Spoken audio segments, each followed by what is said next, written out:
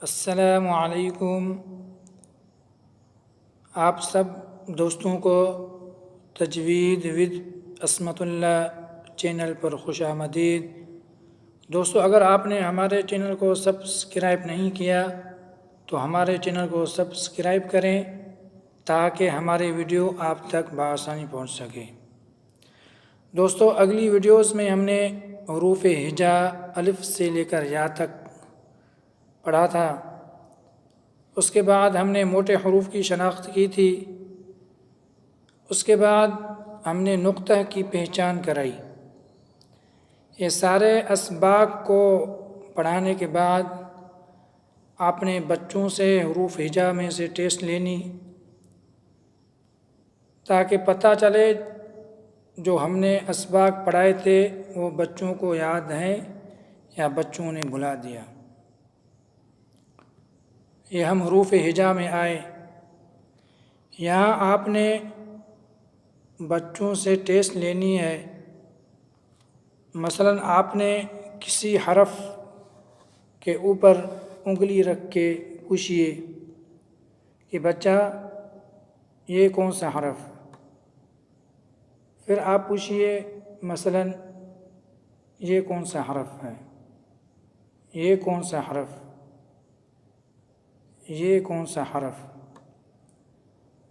اسی طرح سارے حروف میں سے مختلف حروف کے بارے میں آپ کو پوچھنا ہے۔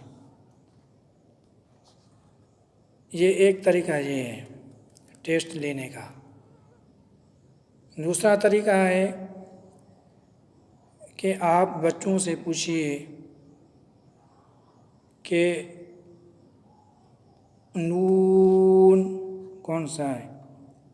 اگر بچہ فوراً انگلی رکھ لے، پھر آپ پوچھئے واو، بچہ فوراً شناخت کر لے، پھر آپ پوچھئے حمزہ، بچہ فوراً شناخت کرے، پھر آپ مثلا اس حرف کے بارے میں پوچھئے، پھر آپ پوچھئے میم، بچہ فوراً شناخت کرے،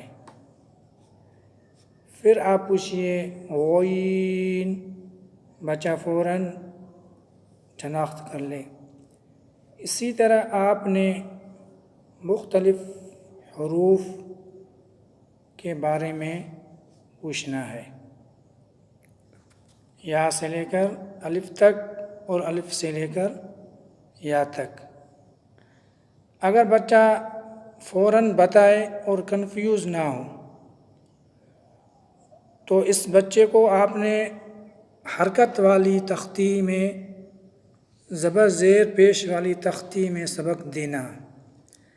اگر بچہ کنفیوز ہو جائے، سوچ میں پڑ جائے یا بتائے تو سوچ کر بتائے تو اس بچے کو آپ نے آگے ہرگز سبق نہیں دینا، پھر اس کو یہی تختی دوبارہ پڑھانی ہے،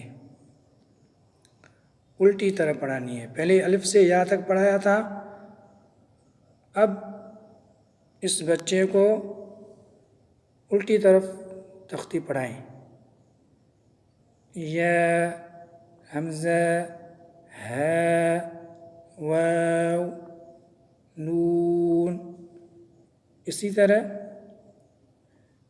کیف، قوف۔ اسی طرح آپ نے یا سے لے کر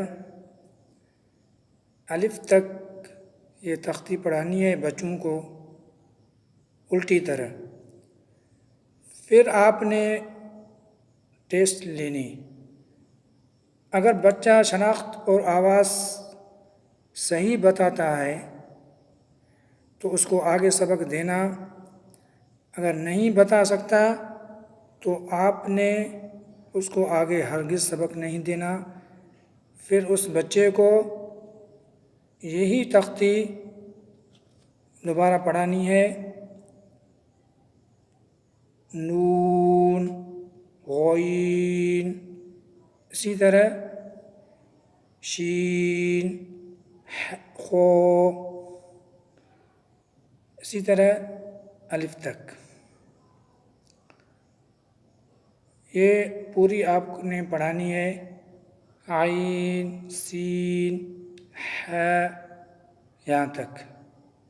پھر آپ نے بچے سے ٹیسٹ لیں، اگر صحیح ہو گیا تو آگے سبق، اگر پھر بھی نہیں بتا سکتا تو پھر آپ نے دوبارہ اسی تختی پر محنت کرنی ہے۔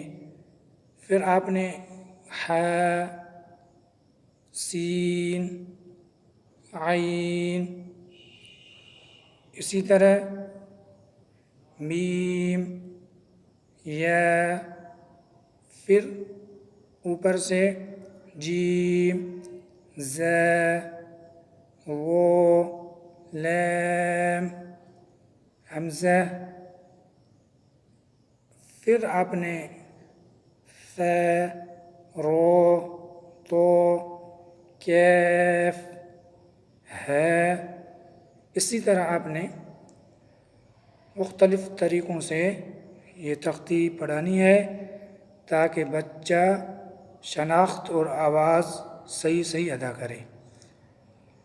اگر آپ ایسے ہی آگے سبق پڑھائیں گے تو بچہ جب یہاں ہی شناخت نہیں کر سکتا تو قرآن میں حرف کی کس طرح شناخت کرے گا؟ اسی طرح پڑھائیں، ورنہ آپ کی محنت اور بچے کی عمر ضائع ہوگی، تو آگے چل کر آپ کے لیے، بچے کے لیے اور والدین کے لیے مشکل پیش ہوگی۔ یہ ہے پڑھانے کا طریقہ۔ جب تک بچہ شناخت صحیح نہیں کرے تب تک اس کو آگے ہرگز سبق نہیں دینا۔ آج کے سبق کا اختتام یہاں تک ہوا، ملتے ہیں اگلی ویڈیو میں، اپنا خیال رکھیے گا، اللہ حافظ، السلام علیکم۔